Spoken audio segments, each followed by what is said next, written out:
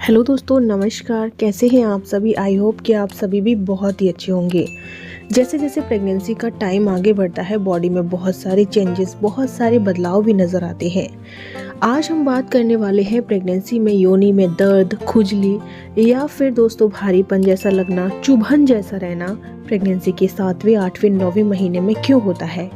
आखिर ये किस बात का संकेत है? अगर आपको भी ऐसी दिक्कत परेशानी होती है तो हमारा ये वीडियो आप पूरा ज़रूर देखिएगा, ताकि आपकी मदद हो सके इस वीडियो के द्वारा और आपको सारी जानकारी मिल सके। कब गंभीर होता है, कब आपको हॉस्पिटल जाना चाहिए, इस बारे में भी मैं आपको अच्छे से समझाऊंगी। बस आपको एक ही काम करना है कि पूरा वीडियो देखना है, ध्यान से समझना है।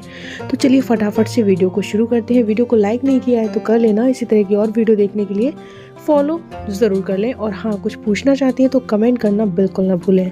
प्रेगनेंसी का तीसरा तिमाही यानी कि थर्ड ट्राइमेस्टर ऑफ प्रेगनेंसी, 7वां, 8वां, 9वां महीना यानी कि प्रेगनेंसी की तीसरी तिमाही।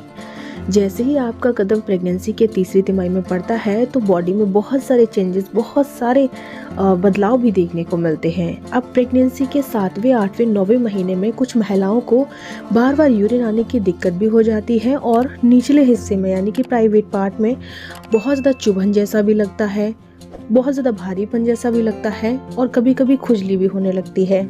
तो सबसे पहले आपको ये जानना ज़रूरी है कि ऐसा क्यों होता है।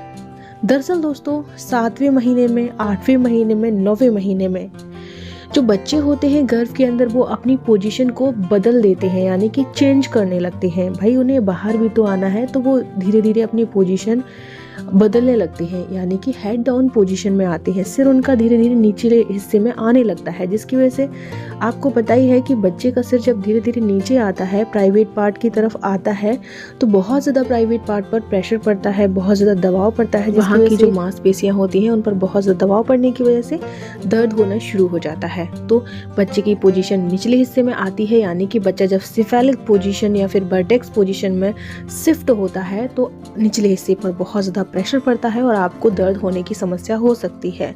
ठीक है, हल्का फुल्का दर्द हो सकता है।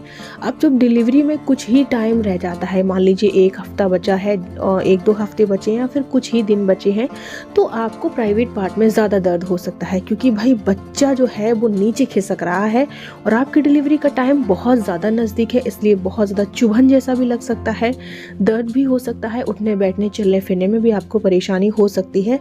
ठीक है, डिलीवरी होने से कुछ दिन पहले ये चीज़ें आपको समझनी ज़रूरी है। हाँ, अगर आपको प्राइवेट पार्ट में दर्द बहुत ज़्यादा हो रहा है, खुजली हो रही है और आपसे सहन नहीं हो रहा है, मान लीजिए ब्लीडिंग भी आ रही है, डिस्चार्ज हो रहा है, पानी जैसा छूट रहा है और 9वां महीना लग चुका है, तो ये डिलीवरी होने के लक्षण हैं। ऐसे में तुरंत हॉस्पिटल जाइएगा। ओके, अगर ये चीज़ें 7वें महीने में आपको हो रही हैं, जैसे कि डिस्चार्ज हो रहा है बहुत ज़्यादा, आपसे सहन नहीं हो रहा है, टाइम भी अभी नहीं है डिलीवरी का और पहले ही ये चीज़ें हो रही हैं 7वें महीने में या फिर 8वें महीने से पहले ही ये चीज़ें हो रही हैं, तो आपको तुरंत हॉस्पिटल जाना चाहिए। तो वही खुजली हो रही है तो आप अपने प्राइवेट पार्ट को क्लीन करके रखें, ठीक है, ताकि आप इन्फेक्शन से बची रहें, पानी पीती रहें।